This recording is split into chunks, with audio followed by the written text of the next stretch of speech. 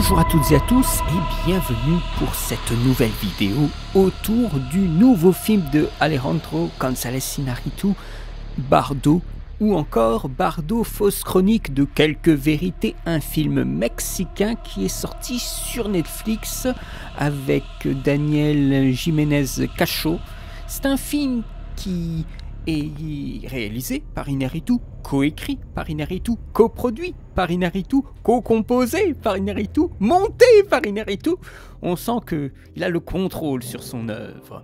Une œuvre qui dure à peu près 2h40. Et qu'est-ce qui se passe pendant 2h40 ? Eh bien, c'est un film qui raconte les souvenirs d'un homme, Silverio.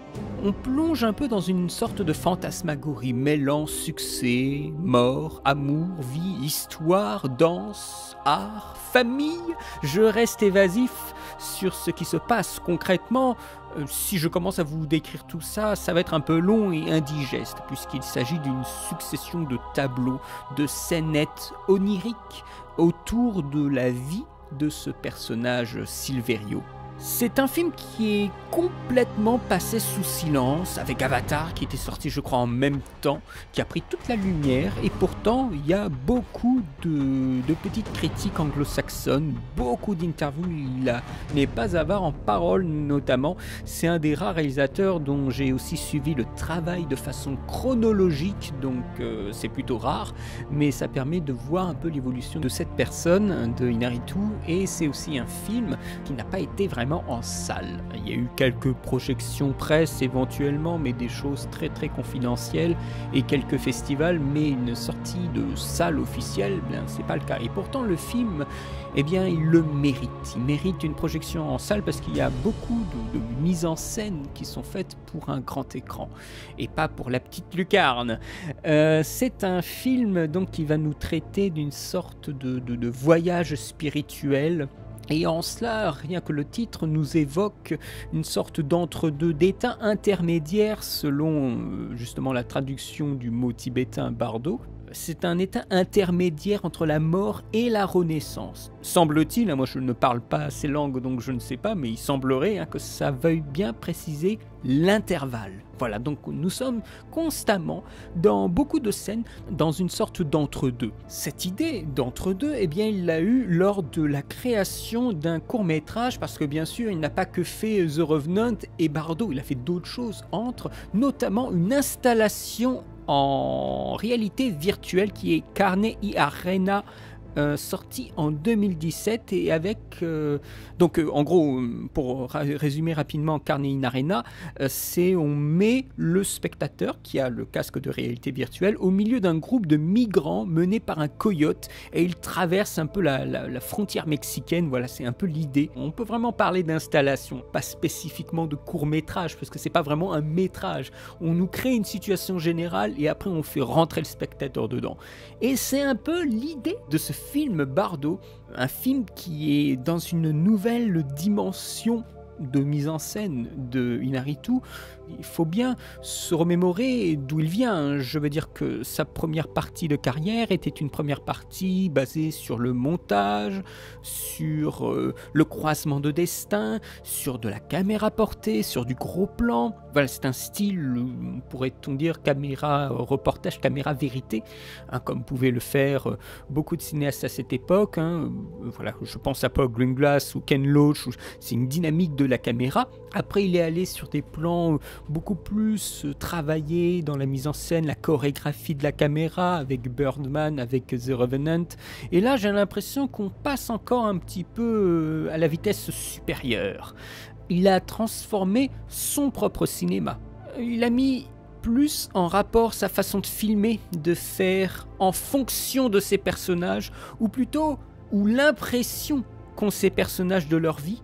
Donc la caméra réagit en fonction des personnages, plutôt qu'avant où là les personnages n'avaient aucune marge de manœuvre. Il s'agissait simplement de capter ce qui se passait.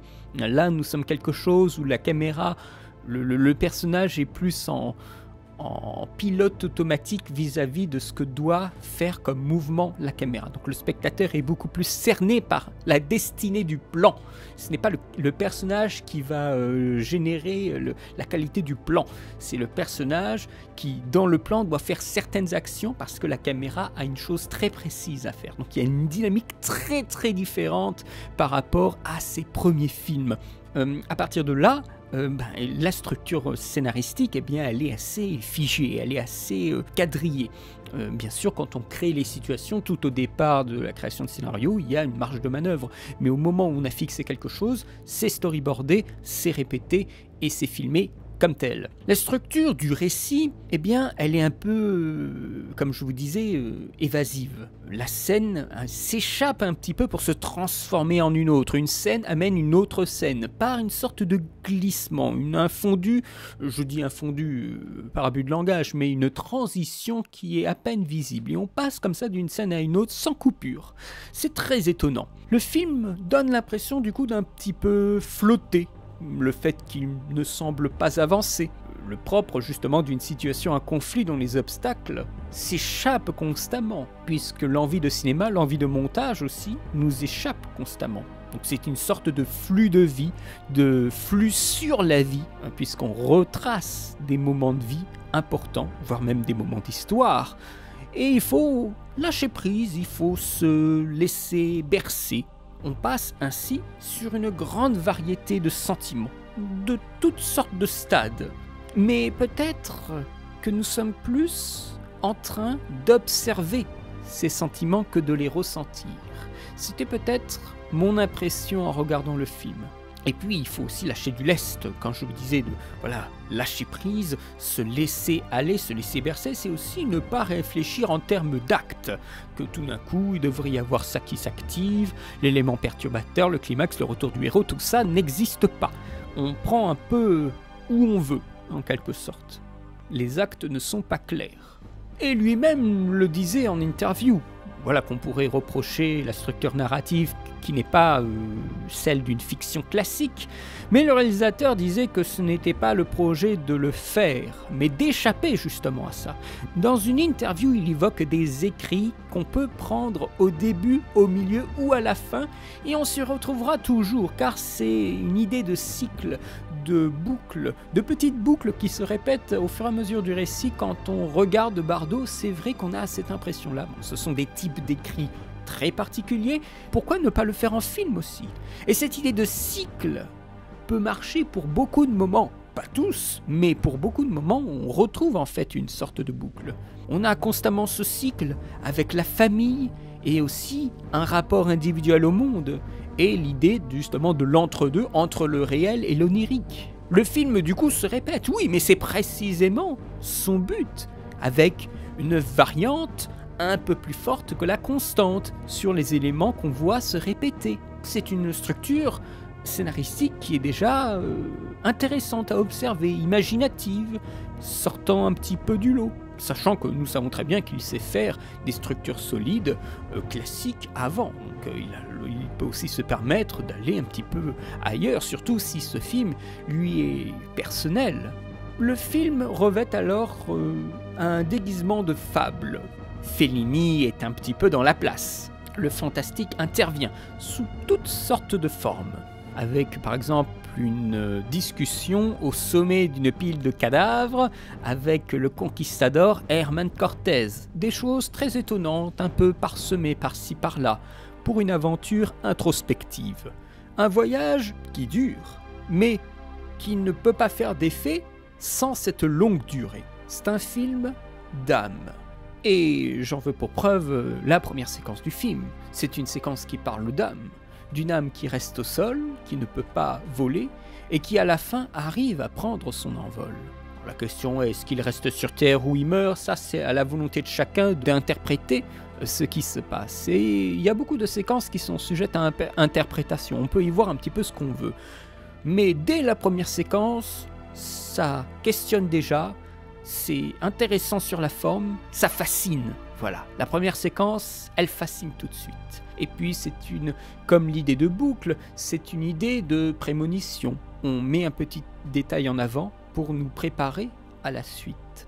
Plusieurs fois, on a le sentiment, littéralement, de prémonition, cette scène dans le désert qu'on retrouve à la fin, et qui a toujours l'envie d'être dans un entre-deux, encore une fois, un décalage. On monte, mais on redescend. On n'arrive pas à être totalement en haut, et on a envie de quitter le sol. Mais aussi, à un moment, il est dans la rue, et il voit une petite araignée qui grimpe sur une vitre. Eh bien, il va littéralement, quelque temps plus tard, grimper sur une pile de cadavres, un peu plus tard. Il y a des choses qui semblent et des choses qui ne sont pas, ou peut-être pas ce qu'on croirait. Alors hop, du coup, une séquence qu'on croyait comme réelle devient une séquence de tournage, et devient une coupure dans la narration, une imposture dans la narration. Et Inaritu disait lui-même que la fiction est un mensonge bien honnête, et que la fiction demande de l'honnêteté. Je pense que Netflix avait un peu de mal à calibrer ce film pour sa recherche au sein de son catalogue. Ces mots-clés sur Netflix étaient insolite et cérébral. Alors insolite, c'est vrai que c'est totalement le cas, avec le bébé qui rentre dans le ventre de sa mère, avec le médecin qui dit il est rentré parce que le monde se barre beaucoup trop en couille. Faut quand même le faire, et un humour assez sombre de ce style-là, vous savez, et des choses qui sont cérébrales, où il faut interpréter, des choses qui même me semblent encore énigmatiques. Par exemple, régulièrement on voit un chien un petit peu mal au point, qui est en train de regarder Silverio. Voilà, je ne connais pas la signification de ce chien, mais on sent que ce n'est pas simplement du divertissement, ce n'est pas du divertissement. Il y a un balancement constant entre plein de notions, la vie, la mort, le fait, la fiction, le personnel et le professionnel, le Mexique et les États-Unis, toujours l'idée d'entre-deux, mesdames et messieurs, avec notamment des choses où tout d'un coup on rentre en fait littéralement dans une autre fiction. À l'intérieur de la fiction, par exemple, on a une bataille dans un lieu historique, comme une sorte de musée, pour la célébration je crois, du 175e anniversaire d'une bataille entre le Mexique et les États-Unis, et on a tout d'un coup des soldats, des fantassins qui se chargent et qui se tirent dessus au milieu d'une sorte de bâtiment, de musée, je sais pas trop ce que c'est, je crois qu'ils avaient tourné je sais plus où, mais j'ai pas retenu le bâtiment. Et on a en même temps un drame avec la perte d'un enfant. On évacue tout ça aussi, le drame, beaucoup de drame, avec de l'humour pour éviter un peu le piège de la mélancolie, avec certains sujets qui sont quand même des sujets compliqués, comme celui de l'immigration. Alors là, on sent clairement que c'est l'influence de son installation de réalité virtuelle vis-à-vis du sujet, qui est aussi une très très belle séquence. Alors à force de s'agiter dans tous les sens et à vouloir parler de tout, eh bien peut-être qu'il ne parle de rien, qu'il y a une sorte de vacuité. Mais ça dépend aussi de la capacité du spectateur à assimiler les concepts, à se suffire de ce qu'il y a ou non. Des gens qui ont potassé la question de l'immigration entre le Mexique et les États-Unis, ils trouveront que ce qui se passe dans le film, il n'y a rien. Mais ceux qui découvrent cette situation, qui en sont très peu informés, ils trouveront que c'est une bonne chose d'en parler et de l'évoquer un petit peu. Tout dépend de la capacité intellectuelle qu'a la personne à digérer, à voir les concepts, à se suffire de ce qui est présenté dans le film. Il y a tellement d'idées que... Eh bien, qu'est-ce qu'on est censé voir? Eh bien, peut-être qu'on est censé voir du chaos. Il faut arrêter d'être pragmatique. Le film se perd et c'est presque normal. Ça évoque, mais on n'attend pas du film une thèse. On le reprocherait à de trop nombreux films dans ce cas. Il ne s'agit pas non plus de masturbation intellectuelle, liée à une arrogance. C'est vrai que le personnage de Inaritu, quand il se présente au public lors de masterclass, il peut être arrogant, mais j'en reviens au mot justement énoncé pour les mots-clés de Netflix, c'est cérébral. C'est quelqu'un qui se pose énormément de questions. Et l'idée de creuser dans ses souvenirs pour en retirer du matériel pour pouvoir faire du film, c'est une démarche intellectuelle qui est forte. Et je pense en fait que les gens qui disent que c'est de la masturbation intellectuelle, c'est peut-être le fait qu'ils ne créent pas. qu'ils ne font pas d'art et qui ne savent pas ce que c'est que de puiser en soi pour créer quelque chose, parce que voilà, on ne fait pas de l'art parce que voilà, ça vient comme ça d'un coup. Non, il y a aussi un travail qui est plus ou moins laborieux en fonction des gens, mais il y en a qui doivent beaucoup travailler, donc qui ont une énorme réflexion sur leur ressenti, sur ce qu'ils ont envie de capter, sur ce qu'ils ont envie de retranscrire, comment ils veulent retranscrire. Et c'est vrai que Inarritu, quand il parle beaucoup de ça, et ça paraît un peu tourner autour de son nombril, ça paraît être un peu pompeux, mais j'ai toujours un peu cette difficulté à concevoir le terme pompeux comme ça, comme une sorte d'adjectif vis-à-vis d'une œuvre d'art, vis-à-vis d'un film. Souvent il y a même une sorte de confusion entre la prétention et l'ambition, mais sur quoi on se base pour dire ça? Le film porte des choses sur son dos, ça c'est vrai, beaucoup, même trop de choses, mais il est sûr que le film ne serait pas de cet acabit-là s'il n'y avait pas une surcharge, s'il n'était pas chargé à ce point. Le film n'est pas là non plus pour faire plaisir au spectateur, c'est pas un film pour le spectateur, c'est presque un film pour lui. Il ne se sent pas concerné par les critiques et le succès de box-office. En cela, c'est logique qu'il soit sur Netflix. Il nous incite à débarquer comme ça dans une situation et à voir ce qu'on peut en retirer, voir les films qu'il cite, peut-être. Par exemple, il y a un moment où il est dans ce fameux musée, dans cette fameuse très belle bâtisse, et tout d'un coup, dans la cour, eh bien, il y a l'assaut, il y a l'espèce de petite guerre qui intervient pendant une discussion. Eh bien, moi, ça m'a évoqué l'Arche russe, donc le film où le passé est convoqué dans le présent. Il y a des impressions de films cités, et il y en a des tonnes. J'ai ressenti un certain nombre de films quand je regardais Bardot, des films comme Soy Cuba, Roma, Tree of Life, Knights of Cup, La Clepsydre, Birdman, The Revenant, 8 et demi, All That Jazz, Stardust Memories, des films de Buñuel, une impression aussi de voir du Bergman, notamment Les Fraises Sauvages, peut-être aussi Jodorowsky, là je suis moins sûr, mais je pense qu'il y a des idées, des petits détails, des couleurs qui doivent revenir. C'est une impression d'énergie, de mouvement, plus que des images précises, des références précises. Et je crois que là, je peux vraiment utiliser le mot que j'aime pas trop utiliser, c'est l'ineffable, c'est-à-dire ce qui ne peut pas être vraiment raconté comme ça avec des mots, une énergie, voilà. Quelque chose qui s'inscrit dans le temps également. Et puis je suis content de voir que ces convocations sont issues de films un peu plus anciens que voilà les films récents avec voilà De Palma, Spielberg, vous voyez tous ces trucs, tous les Tarantino, voilà tous ces machins qui sont cités en boucle et en boucle aujourd'hui, surtout dans une sorte de pop culture sous cloche de verre. Là on va un peu plus loin aussi, d'autres personnes un peu moins évidentes, mais on reformule en fait des impressions qu'on a eues avec ces films que je viens de citer. C'est là où c'est moins évident à ressentir, à déceler si le bagage du cinéma nous fait défaut. Donc là, il faut être un peu plus fort, avoir un bagage du cinéma un peu plus étoffé. Et il est clair que vis-à-vis de Roma, qui est fait par Alfonso Cuarón, eh bien, on a un rapport vis-à-vis du passé, vis-à-vis de vivre le récit au Mexique, la famille. Et un film sur l'histoire, un film sur la destinée. Il y a une empreinte avec Roma qui est indéniable.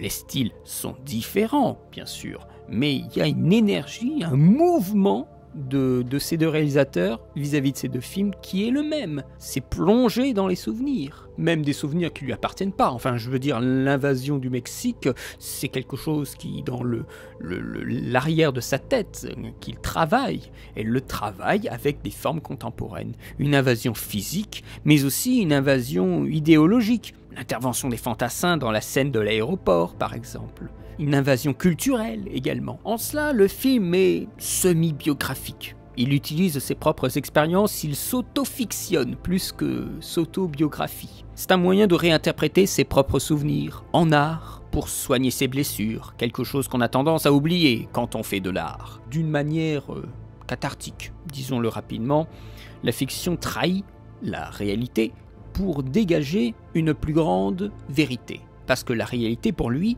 il le disait en interview, nous cache des choses. Et que la fiction permet de mettre en lumière. On a des motifs répétés de son cinéma, l'idée de voler, on le voyait très très bien dans Birdman, et on a aussi la montagne, c'est quelque chose qui le travaille, la montagne, ou plus pas forcément la montagne à escalader, mais une sorte de montagne pyramidale qu'il faut potentiellement escalader, ou qui est escaladable, mais qui n'est pas nécessairement escaladé par un personnage. C'est un film donc qui est fait pour soi, sur ses propres démons. Qu'attendons-nous d'un film pareil? Un film qui est isolé, et on a l'impression de lui faire un procès précisément parce qu'il parle de Inaritu.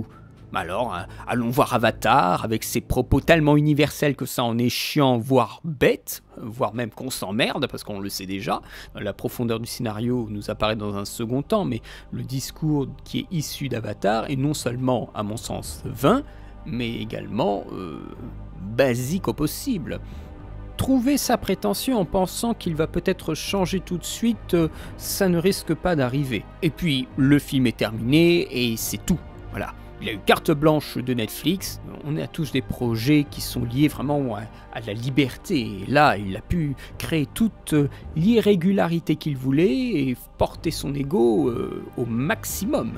Donc c'était vraiment faire un film pour lui. Qu'est-ce que ça a de prétentieux? Surtout si on voit seulement le film. Après, si on l'écoute en interview, oui, là, il se la raconte un petit peu. Mais c'est quelque chose qui est normal. Si on parle de soi à travers un film, après, quand on est en interview, on va parler de soi. Et de la façon dont on travaille le soi pour le transformer en art. Et être narcissique et travailler son narcissisme à travers un film, c'est aussi un processus d'art. Il y a beaucoup de gens qui font de l'art parce qu'ils veulent retranscrire leur perception du réel. Donc c'est aussi ça, c'est ça le principe de l'art aussi, c'est une perception personnelle qu'on donne à voir aux autres. Peut-être que tout simplement, ce qu'on lui reproche, c'est comme un travail prétentieux, c'est peut-être de la part de gens qui n'ont pas son âge, qui n'ont pas été dans deux pays différents, à la croisée de cultures, qui n'ont jamais eu d'aspiration aussi artistique. Faut être aussi honnête avec soi-même quand on utilise ce mot. Je n'ai personnellement pas souvent utilisé ce mot pour définir des films prétentieux, narcissiques, pompeux, tout ça. Alors c'est arrivé, mais Bardot me fait beaucoup plus questionner davantage ce mot quand je l'entends dans la bouche des autres, je devrais dire. Et puis, presque comme s'il savait qu'on allait s'attaquer à lui, il inclut la critique dans son film. Il y a une parade facile pour anticiper la critique, alors il balance les quelques mots qu'il attendait de la part du public, et ça n'a pas loupé. Il est tout à fait conscient de ce qu'on lui reproche.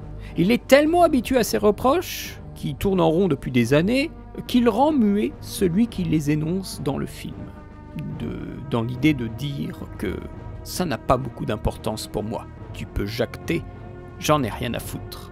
On lui a donné beaucoup d'argent pour réaliser un film sur ce qu'il ressent de sa vie. Alors il a trouvé un acteur qui soit un peu dans le même esprit que le personnage, qui soit hanté par les mêmes questions. Et Inaritu se sert de son personnage de Silverio comme catalyseur de ses sentiments. Ça donne un film un peu miroir, juste personnel. Il revient à Mexico. Le personnage va se remémorer des souvenirs, retrouver un rapport avec le Mexique. Le journaliste devient aussi réalisateur. On a eu ce changement chez Inaritu. C'est quelqu'un qui a commencé sa carrière, il avait quasiment 40 ans, dans les années 2000. Il a vécu beaucoup de choses avant de commencer à réaliser.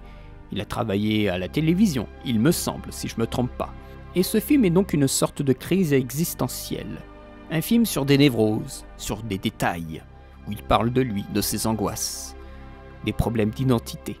Une petite crise de bourgeois. C'est vrai que quand on a d'autres problèmes, ce genre de petite crise, en tout cas sur ce qui est souligné dans le film, ça n'a pas beaucoup d'importance. Parce qu'il est justement sans problème basique, sans problème premier, qu'il se permet d'avoir cette crise existentielle, cette crise de culture, cette crise profonde d'identité. Ce n'est pas parce que la plupart d'entre nous ne se la posent pas, ce genre de questions, qu'on doit reprocher aux autres de le faire, bien sûr. Et puis il est clair que le film a beaucoup plus de force si la personne qui regarde le film n'est pas elle-même en paix, parce qu'elle va ressentir des névroses dans ce film-là. Alors que quelqu'un qui n'a aucune névrose trouvera justement que c'est de la masturbation, que c'est peut-être un peu too much et tout ça.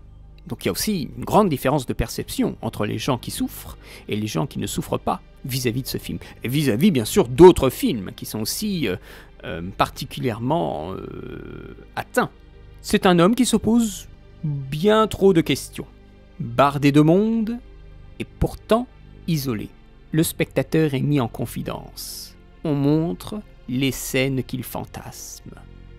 C'est un film d'angoisse de ce qu'est le monde, de ce que on pourrait en tirer. Le tournage du film a duré 7 mois, un tournage qui a été interrompu 3 fois à cause de la pandémie. Il y a eu énormément de figurants, un travail énorme, comme je vous le disais avant, storyboard, répétition, pour donner une grande impression d'atmosphère, de rêve, ce que j'avais lu il y a quelque temps, le réalisme magique. C'est une sorte de contraste entre la réalité et des éléments magiques. Il y a toutes sortes de scènes qui nous évoquent cela. Il ne voulait pas que ce soit trop fantaisiste, mais la scène fonctionne comme réel dans un rêve réaliste. Une piste de danse avec uniquement la voix de David Bowie, une pile de cadavres, un bébé qui veut rentrer dans le ventre de sa mère, des idées idiotes. Mais il y a plein de trucs idiots auxquels on pense. Il sent que c'est la bonne voie pour exprimer ses idées, ce qu'il ressent, alors il continue. Il y a eu par conséquent une marge de manœuvre pour les collaborateurs, soumettre leurs idées au son, au visuel. Le scénario et le réalisateur n'étaient pas totalement verrouillés, jusqu'à un certain point. Darius Khondji a fait la photographie.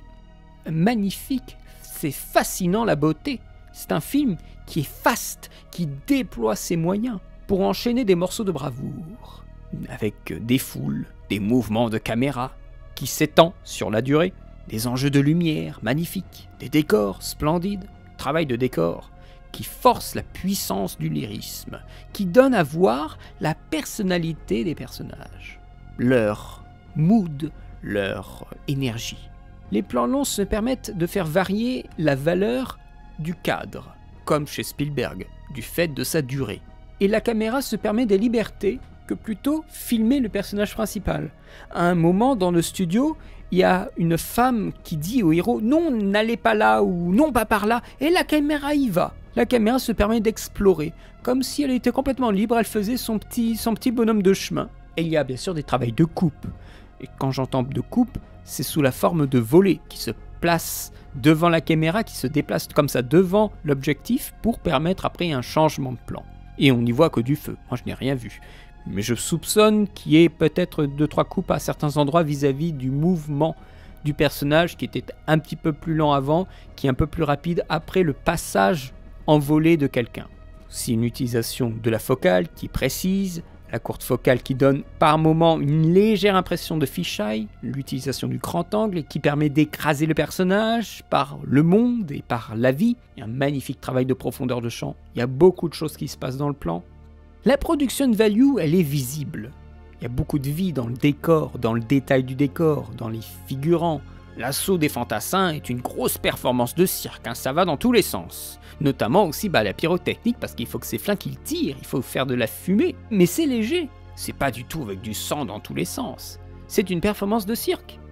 Les mecs tombent et après se relèvent, voilà. On est sur cette dynamique-là. En parlant de gens qui tombent, il y a une autre scène où les gens tombent. Ça, il l'avait expliqué lors d'une intervention. Ils ont utilisé plusieurs centaines de figurants. Et parmi ces figurants, il y a ceux qui tombent. On ne peut pas tomber comme ça. Donc des danseurs ont été engagés pour tomber. Et après, on a des plans sur la rue avec des cadavres partout, des gens qui se sont couchés d'une certaine façon dans des rues, des véritables rues qui ont été bloquées très très tôt le matin. Puis après, le soleil a été capturé pour faire un time-lapse. Et après, ça a été recréé, ils ont recréé l'angle de caméra en studio avec les gens par terre pour refaire la lumière en accéléré en studio pour contrôler la chose. Beaucoup d'effets pour des fois une envie de réel, parce que ça peut être très vite fait, je pense, en effets spéciaux numériques, Enfin, très vite fait, on a compris, hein, mais il est clair que faire une façade d'immeuble et faire juste voilà, un travail de soleil, ça pourrait pas prendre la lune, hein, alors que là, il y a on recrée une dynamique de lumière intégralement en studio avec une surface à refaire, ça nécessite quand même des moyens. Hein. Donc on sent que le film, il a de l'argent. Hein. Il y a de superbes transitions. Alors, je vous raconte rien sur les transitions, mais il y a des moments où il passe dans des couloirs et ça amène à d'autres choses, des fusions de ciel. Il y a beaucoup d'effets par ordinateur. Hein. Non seulement il y a un bébé qui est super bien fait, par rapport à d'autres bébés qu'on a eu régulièrement dans le cinéma. Hein. On a des gommages de caméra, avec en effet le reflet de la caméra dans le miroir qui n'est pas là. Donc là, il y a eu un retravail. Il y a aussi la scène dans les WC où on a un mini Silverio. Silverio qui a la tête de lui adulte mais dans un corps de petit enfant. On a la scène de l'hôpital avec la musique qui commence et qui m'évoque totalement les films de Emir Kusturica. Une musique qui revient régulièrement pour alléger justement les tensions, le drame de ce qui se passe, pour dire que c'est pas grave, on reste sur quelque chose de léger. Bardo est un film qui est en constante transformation, c'est ce qu'il faut se dire. C'est un film qui est une sorte de somme de ce qu'il a fait de ses derniers travaux. Ce n'est pas une branlette d'artiste, hein. Il faut se remettre en cause quand on pose une question comme ça, c'est qu'on n'a pas soi-même les capacités de voir un peu autre chose. Voilà. Je pense qu'il doit y avoir une remise en cause du spectateur quand celui-ci se permet de dire justement branlette, pompeux. Il faut essayer de se dire si c'est pas de la faute du spectateur. Le spectateur, il a du mal à se remettre en cause quand même. Hein. Surtout si le réalisateur fait un film pour lui et pas pour le spectateur. La démarche en elle-même, là, de faire un film pour lui et pas pour le spectateur, est-ce que c'est considéré comme voilà, quelque chose de trop narcissique ? Si on n'a pas de problème avec cette idée-là, non. Et ça, ce n'est pas juste dire que la chose est narcissique, n'est pas vraiment un argument, ça ne suffit pas. Et surtout, on s'éloigne du film, parce que là, on ne parle pas du film, on parle de la personne à l'extérieur. Tout cela n'est pas très concret. Il faut essayer de se recentrer sur le film. Parce que quelqu'un qui manque complètement de contexte de quoi que ce soit, qui regarde juste le film, il n'aura pas du tout tout ce qui se passe vis-à-vis de la façon dont Inarritu a travaillé le récit, la façon dont il envisage l'incorporation de ses souvenirs dans la réalité. Donc peut-être que justement l'idée d'inspiration, de narcissisme et de prétention n'apparaîtra même pas. Donc la question du coup est plus une question individuelle de spectateur. Et là, le spectateur, je pense, devrait peut-être se poser des questions sur lui-même. Il se place, par contre, ça on peut être à peu près sûr, qu'il se place comme un film pivot dans sa filmographie. Il y a des chances que peut-être le prochain film qu'il fasse, ce sera quelque chose de très différent. C'est-à-dire qu'il va à nouveau se transformer. Comme on a eu un changement avec Birdman, eh bien peut-être qu'on va avoir un changement avec Bardo. Moi je le souhaite. C'est quelqu'un qui est remarquable à suivre, avec toujours des films qui donnent une forte impression. Je lui donne un bon 14 sur 20. C'est un film qui m'a fait plus d'effet qu'Avatar. Ça, c'est à peu près sûr. J'espère qu'il vous fera de l'effet. Il est disponible sur Netflix. Je vous invite à jeter un coup d'œil, à essayer de le voir dans des meilleures conditions que possible. Si vous pouvez le voir sur un grand écran ou projeté sur un mur blanc le soir, je vous invite à le faire. Le film dure longtemps, c'est vrai, mais il a de très très belles dynamiques cinématographiques à vous proposer. Plonger dans l'esprit d'un névrosé, c'est toujours assez palpitant, parce qu'on ne sait pas exactement où on va. Je vous remercie de m'avoir écouté, je vous remercie bien sûr de poster des commentaires si vous l'avez vu, si ça vous donne envie ou pas du tout, ou si vous voulez revenir sur ces notions de prétention, narcissisme, tout ça, si vous avez d'autres exemples de films qui vous ont fait cette impression. Si vous n'êtes pas d'accord avec moi, bien sûr, n'hésitez pas à me poster un commentaire, on pourra commencer une discussion. Quant à moi, je vous remercie encore une fois pour le soutien, pour les commentaires, pour les éventuels partages. Je vous souhaite une très bonne journée, une très bonne semaine et à bientôt pour de nouvelles vidéos. Allez, salut!